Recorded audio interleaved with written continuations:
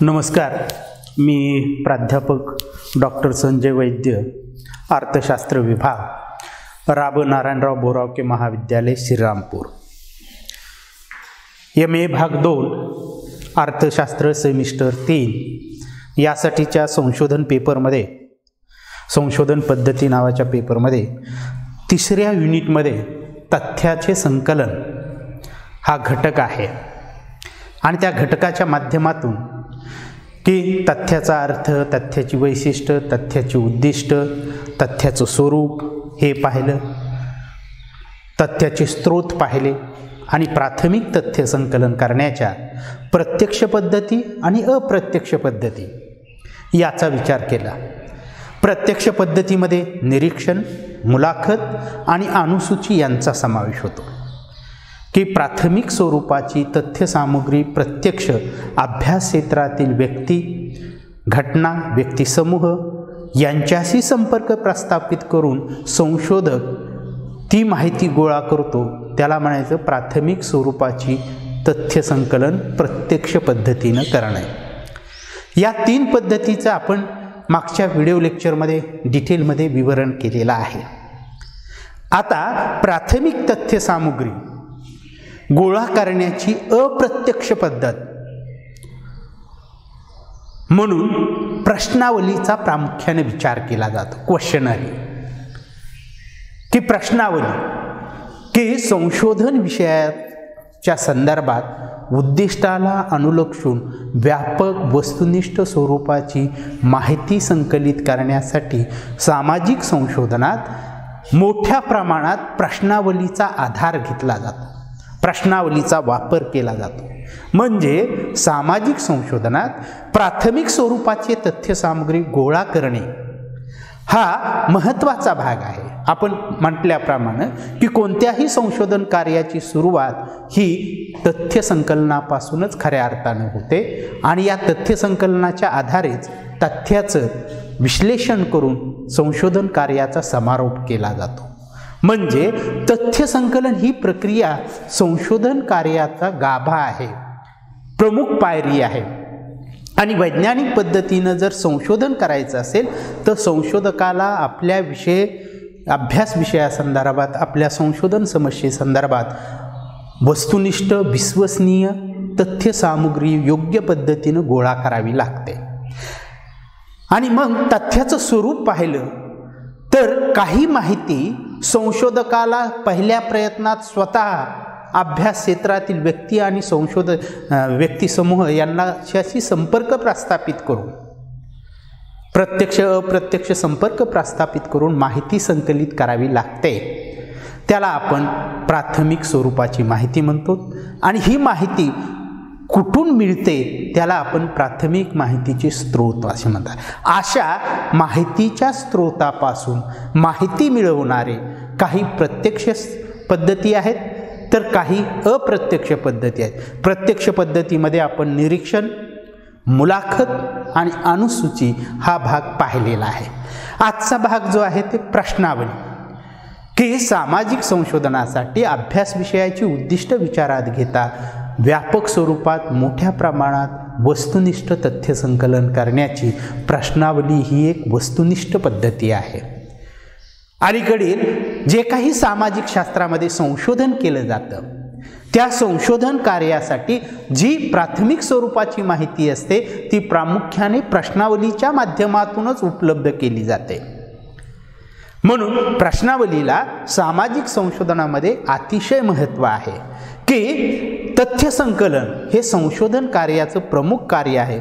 प्रश्नावली म्हणजे तरी काय तर अभ्यास विषयासंदर्भात उपयुक्त माहिती गोळा करण्यासाठी सुव्यवस्थित क्रमबद्ध प्रश्नांची तालिका। प्रश्नावलीचा अर्थ पाहत असताना की प्रश्नावली म्हणजे काय की अभ्यास विषयाच्या संदर्भात क्रमबद्ध, सुव्यवस्थित, वस्तुनिष्ठ प्रश्नांची क्रमबद्ध तालिका, तालिका म्हणजे यादी, की अभ्यास विषयासंदर्भात कोणकोणती माहिती आवश्यक आहे ती माहिती योग्य पद्धतीने प्राप्त होण्यासाठी वेगवेगळे प्रश्न विचारावे लागतात आणि त्या प्रश्नामध्ये देखील क्रमबद्धता असणं आवश्यक असतं। प्रश्न देखील नेमके असले पाहिजेत। प्रश्न निर्मिती देखील वस्तुनिष्ठ पद्धतीनं झाली पाहिजे, अशा प्रश्नांची तालिका की अभ्यास विषयासंदर्भात वस्तुनिष्ठ पद्धतीनं व्यापक प्रमाणात तथ्य संकलन करताना संशोधकानं संशोधन समस्येचं स्वरूप, व्याप्ती, उद्दिष्ट हे सगळं विचारात घेऊन जेव्हा क्रमबद्ध सुव्यवस्थित एक प्रश्नांची यादी केली जाते आणि त्या प्रश्नांच्या यादीच्या माध्यमातून उत्तरदात्याकडून लिखित स्वरूपात माहिती मिळवून तथ्य संकलन केलं जातं, त्याला आपण त्या तालिकेला, क्रमबद्ध सुव्यवस्थित प्रश्नांच्या तालिकेला आपण प्रश्नावली असं म्हणतो. आणि प्रश्नावलीच्या माध्यमातून जी माहिती मिळवलेली असते त्याला म्हणतो प्रश्नावलीच्या साहाय्याने प्राथमिक तथ्याचं संकलन. म्हणजे सांगण्याचं तात्पर्य की प्रश्नावली हे देखील प्राथमिक तथ्यसामुग्री गोळा करण्याचं अतिशय प्रभावी, उपयुक्त पद्धती मानली जाते. म्हणजे की संशोधन समस्येशी संबंधित प्रश्नाची आधुनिक संशोधनात प्रश्नावली की आधुनिक काळात संशोधन करताना व्यापक विखुरलेल्या संशोधन क्षेत्रातून मोठ्या प्रमाणात माहिती गोळा करणे हे प्रश्नावलीचं मुख्य उद्दिष्ट आहे. मग आपल्याला जर थोडक्यात जर प्रश्नावलीचा अर्थ सांगून घ्यायचा असेल, जाणून घ्यायचा असेल, तर प्रश्नावली म्हणजे असे म्हणता येईल की प्रश्नावली पद्धतीत प्रश्नांची एक क्रमबद्ध सुव्यवस्थित अशी तालिका तयार केली जाते व ती पोस्टाच्या माध्यमातून किंवा कधीकधी स्वतः संशोधक निवेदकाकडे, उत्तरदात्याकडे पोहोचिती करतो आणि त्यांच्याकडून ती लिखित स्वरूपात त्या प्रश्नांची उत्तरे घेऊन तथ्य संकलित करीत असतो. या संबंध प्रक्रियेला आपण प्रश्नावलीद्वारे तथ्य संकलन असं म्हणतो. प्रश्नावलीचं मुख्य उद्दिष्ट काय आहे की विखुरलेलं अभ्यास क्षेत्र असेल, व्यापक अभ्यास क्षेत्र असेल, अशा विस्तारित, व्यापक, विखुरलेल्या अभ्यास क्षेत्रातून अभ्यास विषयासंदर्भात आवश्यक आणि मोठ्या प्रमाणात माहिती गोळा करणे हे प्रश्नावलीचं मुख्य वैशिष्ट्य आहे. की अनुसूचीचा वापर आपण मर्यादित अभ्यासाचं क्षेत्र असेल तर अनुसूचीचा वापर करणे संयुक्तिक ठरते, परंतु पूर्ण महाराष्ट्राच्या ग्रामीण दारिद्र्याचा अभ्यास करत असू तर त्या संशोधकाला महाराष्ट्रातील वेगवेगळ्या तालुक्यातून माहिती गोळा करावी लागेल. ही माहिती जो त्यानं नमुना निवडलेला असेल त्या नमुन्यातील व्यक्ती किंवा कुटुंबाकडे ती प्रश्नावली त्याला पाठवावी लागते.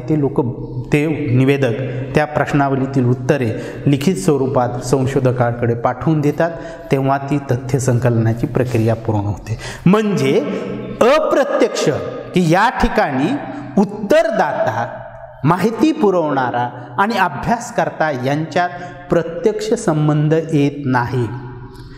जरी कधी स्वतः संशोधकानं उत्तरदात्याकडे प्रश्नावली दिली तरी उत्तरदाता त्याच्या वेळेनुसार, सवडीनुसार अभ्यासपूर्णरित्या एकांतात बसून त्या प्रश्नांची उत्तरे नोंदवत असतो.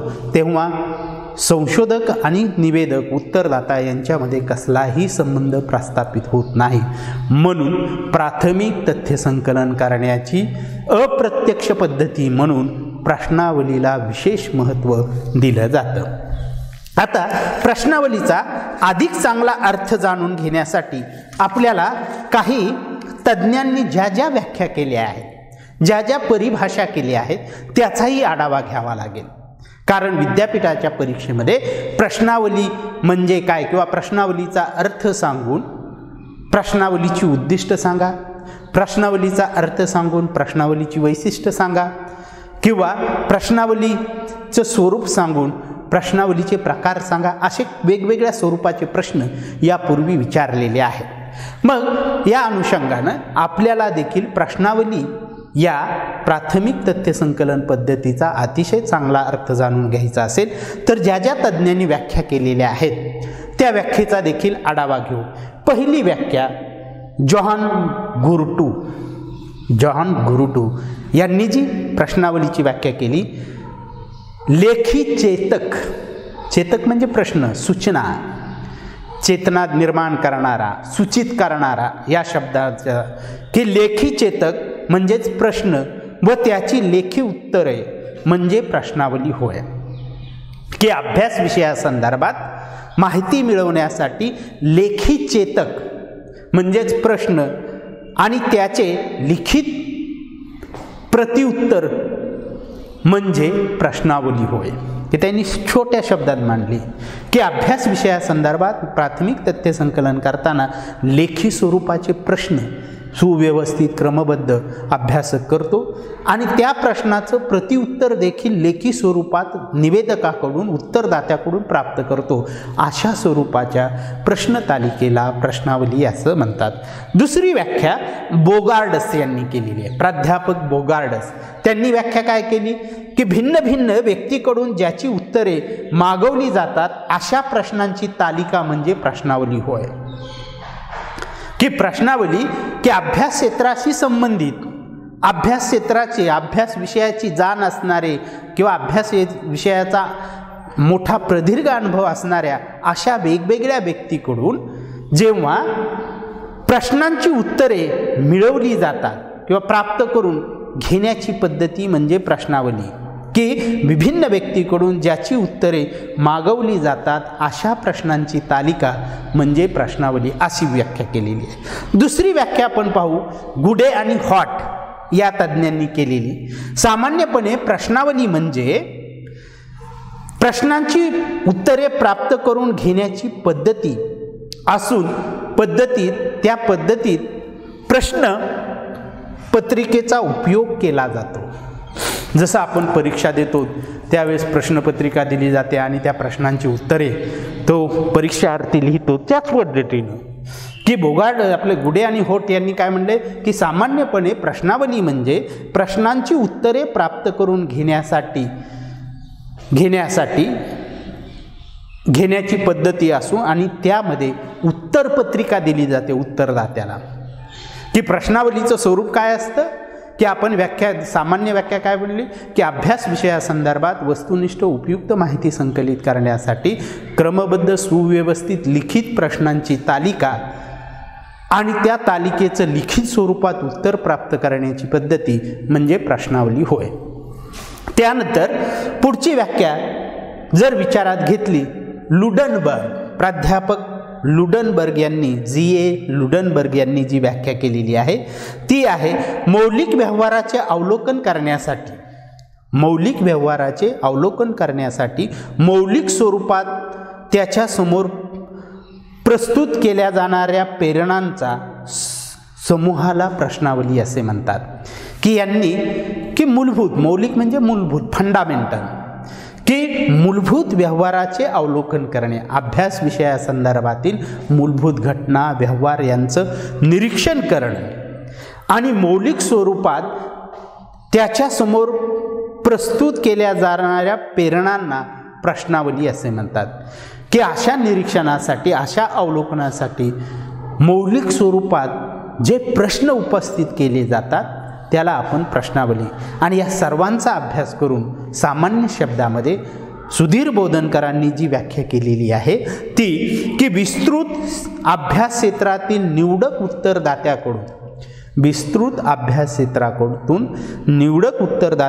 संशोधन विषयासंबंधी लेखी स्वरूपात एकाच वेळी वस्तुनिष्ठ तथ्य संकलन करण्यासाठी लेखी स्वरूपात तयार केलेल्या प्रश्नांच्या पद्धतीला किंवा संचाला प्रश्नावली असे म्हणतात. की या सर्व व्याख्याचा अर्थाचा अभ्यास करून वैशिष्ट्याच्या आधारे बोधनकर यांनी प्रश्नावलीची व्याख्या केली. त्यांनी काय म्हटले की विस्तृत अभ्यास क्षेत्रातून निवडक उत्तरदात्याकडून संशोधन विषयासंबंधी लेखी स्वरूपात एकाच वेळी वस्तुनिष्ठ तथ्य संकलन करण्यासाठी लेखी स्वरूपात तयार केलेल्या प्रश्नाच्या पद्धतीला किंवा तालिकेला प्रश्नावली असे म्हणतात.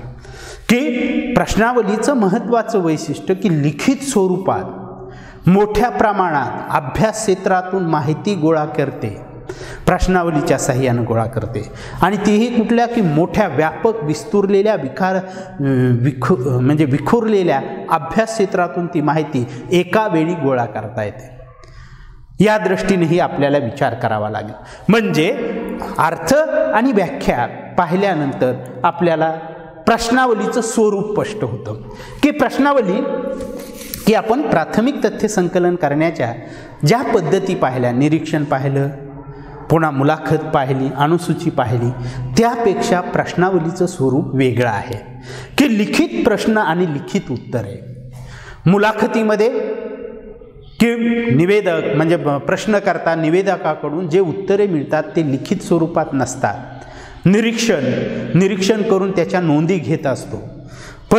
आणि अणुसूचीमध्ये संशोधक मुलाखत घेत असताना एक प्रश्नांची यादी, क्रमबद्ध प्रश्नांची यादी समोर ठेवून ते प्रश्न विचारून माहिती मिळवत असतो. परंतु प्रश्नावलीचं स्वरूप म्हणजे विचारल्या जाणाऱ्या प्रश्नांचं स्वरूप देखील लिखित असतं आणि त्या प्रश्नांच्या मिळणाऱ्या उत्तरांचं रिस्पॉन्सचं स्वरूप देखील कसं असतं, लिखित स्वरूपाचं असतं. म्हणजे वस्तुनिष्ठ पुरावा म्हणून संशोधन कार्यात प्रश्नावलीद्वारे जी तथ्यसामुग्री गोळा होते तिचा वापर करता येतो. म्हणून संशोधनामध्ये विश्वसनीय तथ्य संकलन करून विश्वसनीय निष्कर्ष मांडण्याच्या दृष्टीनं प्राथमिक तथ्य प्रश्नावलीद्वारे संकलित करण्याला विशेष महत्त्व आहे. कारण लिखित दस्तावेज आहे की उत्तरदात्यानं पुरवलेली माहिती ही वस्तुनिष्ठ पद्धतीनं आणि लिखित स्वरूपात पुरवलेली आहे आणि त्या माहितीच्या आधारे आपल्याला तथ्याचं पुनर्परीक्षण देखील करता येतं. म्हणून स्वरूप पाहत असताना प्रश्नावलीचं की प्रश्नावली प्राथमिक तथ्य संकलन करण्याची अप्रत्यक्ष पद्धती आहे आणि त्या पद्धतीत लिखित स्वरूपात प्रश्न विचारले जातात आणि लिखित स्वरूपातच त्या प्रश्नांची उत्तरे मागवली जातात. दुसरं, प्रश्नावली म्हणजे अणुसूची नव्हे की प्रश्नावलीचं स्वरूप वेगळं आणि अणुसूचीचं स्वरूप वेगळं. की क्वेश्चनरी आणि शेड्यूल की सामान्यपणे सारखंच आहे. अणुसूची देखील काय की अभ्यास विषयासंदर्भात मुलाखत घेत असताना संशोधक त्या माहिती क्रमबद्ध मिळवण्यासाठी मुलाखतीच्या दरम्यान कोणते प्रश्न विचारावेत त्याची क्रमबद्ध सूची तयार करतो, यादी तयार करतो, त्याला आपण अणुसूची म्हणतो. पण प्रश्नावलीमध्ये देखील काय की प्रश्नावली देखील प्रश्नांची तालिका, यादी आहे. कोणत्या तर अभ्यास विषयासंदर्भात क्रमबद्ध सुव्यवस्थित तयार केलेल्या प्रश्नांची यादी म्हणजे प्रश्नावली. परंतु दोन्हीही समान वाटत असले तरी तिच्या वापरात फरक आहे. की अणुसूचीद्वारे माहिती गोळा करत असताना संशोधक ती स्वतःजवळ ठेवतो आणि प्रत्यक्ष मुलाखतीमध्ये उत्तरदात्याला त्या अणुसूचीतील प्रश्न विचारून त्यांच्या माध्यमातून माहिती मिळवतो. या ठिकाणी प्रश्नावलीमध्ये की उत्तरदाता, संशोधक, अभ्यासक आपली प्रश्नतालिका ही पोस्टाद्वारे वेगवेगळ्या अभ्यास क्षेत्रातील वेगवेगळ्या ठिकाणावरील व्यक्ती समूह यांच्याकडे ते पाठवत असतो आणि ते व्यक्ती आपल्या सवडीनुसार त्या प्रश्नांची उत्तरं लिहितात आणि नंतर संशोधकाकडे ती प्रश्नावली भरून सुपूर्द करतात आणि तशा पद्धतीनं अभ्यास विषयासंदर्भात माहिती गोळा. म्हणजे अणुसूची हा प्रत्यक्ष प्राथमिक तथ्य संकलनाचा पद्धती आहे आणि मुलाखत आपलं प्रश्नावली हा अप्रत्यक्ष तथ्य संकलनाचा आहे. आणि दुसरं की साक्षर निवेदकाच्या शाब्दिक प्रतिक्रिया की स्वरूप विचारात घेत असताना प्रश्नावलीचं की प्रश्नावली ही लिखित स्वरूपात असते. प्रश्न लिखित असतात आणि त्या प्रश्नांची उत्तरं देखील लिखित द्यावी लागतात. निरक्षर लोकांकडून प्रश्नावली भरून घेता येत नाही. प्रश्नावलीच्या सहाय्यानं म्हणजे प्रश्नावलीच्या सहाय्यानं तथ्य संकलित करत असताना जे साक्षर व्यक्ती आहेत, उत्तरदाते आहेत, त्यांच्याकडेच ती पाठवावी लागते. म्हणजे की साक्षर निवेदकाच्या शाब्दिक प्रतिक्रिया की जे साक्षर लोक आहेत ते त्या प्रश्नाच्या अनुषंगानं लिखित शब्दरूपी प्रतिक्रिया, रिस्पॉन्स त्या प्रश्नावलीच्या उत्तरात नोंदवत असतात आणि त्या माध्यमातून तथ्य संकलन केलं जातं. हे एक वैशिष्ट्य. त्यानंतर प्रश्नावली ही व्यापक आणि विस्तृत अभ्यास क्षेत्रातून एकाच वेळी मोठ्या प्रमाणात माहिती संकलित करण्यासाठी उपयुक्त ठरते. असे आपण स्वरूप पाहिल्यानंतर प्रश्नावलीचे उद्देश प्राथमिक तथ्य सामग्री गोळा करणे हा उद्देश आहे. परंतु व्यापक विस्तृत विखुरलेल्या अभ्यास क्षेत्रातून यथार्थ आणि वस्तुनिष्ठ तथ्य सामुग्री संकलित करणे. की प्रश्नावलीचं मुख्य उद्दिष्ट की अभ्यासाचे क्षेत्र व्यापक आहे, विस्तारित आहे, विखुरलेलं आहे. की आपण जर अहमदनगर जिल्ह्याचा अभ्यास करणार असू तर अहमदनगर जिल्ह्याचा तिकडला पारनेर तालुका आणि इकडे संगमनेरच्या पलीकडे अकोला आहे, जवळजवळ 300 किलोमीटरचं अंतर आहे. आणि मग ते संशोधक अशा विखुरलेल्या क्षेत्रातून एकाच वेळी माहिती जर गोळा करायची असेल तर तो एकाच वेळी सगळीकडे जाऊ शकत नाही. परंतु त्यानं जर निवडक अकोल्याचे म्हणा, संगमनेरचे म्हणा, इकडं पाथर्डी, जामखेड अशा तालुक्यातील लोक कुटुंब निवडले आणि पोस्टाद्वारे त्यानं प्रश्नावली पाठवली तर त्यांच्याकडून जी माहिती मिळेल ती एकाच वेळी व्यापक स्वरूपात त्याला प्राप्त करता येते. म्हणजे प्रश्नावलीचं हे एक उद्दिष्ट की अभ्यास क्षेत्र अतिशय व्यापक असेल, विस्तृत असेल, विखुरलेला असेल तर अशा अभ्यास क्षेत्रातून अभ्यास विषयासंदर्भात यथार्थ वस्तुनिष्ठ तथ्य सामुग्री करणं हे प्रश्नावलीचं मुख्य उद्दिष्ट आहे. दुसरं वेळ, श्रम आणि पैसा यांची बचत. की अशा विखुरलेल्या व्यापक अभ्यास क्षेत्रातून इंडिव्हिज्युअल माहिती गोळा करायची असेल प्रत्यक्ष संबंध प्रस्थापित करून तर संशोधकाला फार वेळ खर्च करावा लागेल आणि त्यासाठी पैसाही खर्च करावा लागेल आणि त्यासाठी परिश्रम बी फार मोठं करावं लागेल. परंतु प्रश्नावलीच्या साहाय्यानं जेव्हा प्राथमिक तथ्ये संकलित केली जातात तेव्हा एकाच वेळी मोठ्या प्रमाणात व्यापक अभ्यास क्षेत्रातून माहिती गोळा केली जात असल्यामुळं वेळ, धन, पैसा, श्रम यांची बचत होते. आणि शेवटचं महत्त्वाचं उद्दिष्ट म्हणजे गोपनीयता कायम ठेवली जाते किंवा गोपनीयता कायम ठेवून तथ्य संकलन केले जाते. की प्रश्नावलीचं हे एक वैशिष्ट्यही आहे आणि उद्दिष्टही आहे की प्रश्नकर्त्याला म्हणजे संशोधकाला प्रश्नावलीच्या साहाय्यानं माहिती मिळवत असताना उत्तरदात्याला हमीपत्र द्यावं लागतं की या तुम्ही पुरवलेल्या माहितीचा वापर मी फक्त माझ्या अभ्यासासाठी करणार आहे, याशिवाय इतर कुठेही अनपेक्षित कार्यासाठी याचा वापर होणार नाही. तुम्ही पुरवलेल्या माहितीची गोपनीयता मी ठेवीन अशी हमी दिल्यानंतरच उत्तरदाता योग्य यथार्थ गोपनीय माहिती त्या प्रश्नावलीमध्ये पुरवित असतो, अन्यथा माहिती प्राप्त होत नाही. म्हणून प्रश्नावली तयार करताना वरच्या साईडला प्रश्न करत असताना अभ्यासकानं उत्तरदात्याला एक हमीपत्र द्यायचं असतं आणि त्या हमीपत्रामध्ये असं लिहिलं पाहिजे की या अभ्यासासाठी या उद्देशानं या अभ्यास विषयासाठी मी प्राथमिक तथ्य संकलन करत आहे. आपण पुरवलेली माहिती ही अभ्यास कार्यासाठीच वापरली जाईल, अन्यत्र इतर कार्यासाठी वापरणार नाही याची मी तुम्हाला हमी देतो असं निवेदन द्यावं लागतं. आणि मग ते दिल्यानंतर व्यक्तिगत बाबी, गोपनीय माहिती उत्तरदाते त्या प्रश्नावलीत नोंदवतात आणि संशोधकाकडे पाठवतात. म्हणजे हे एक महत्त्वाचं.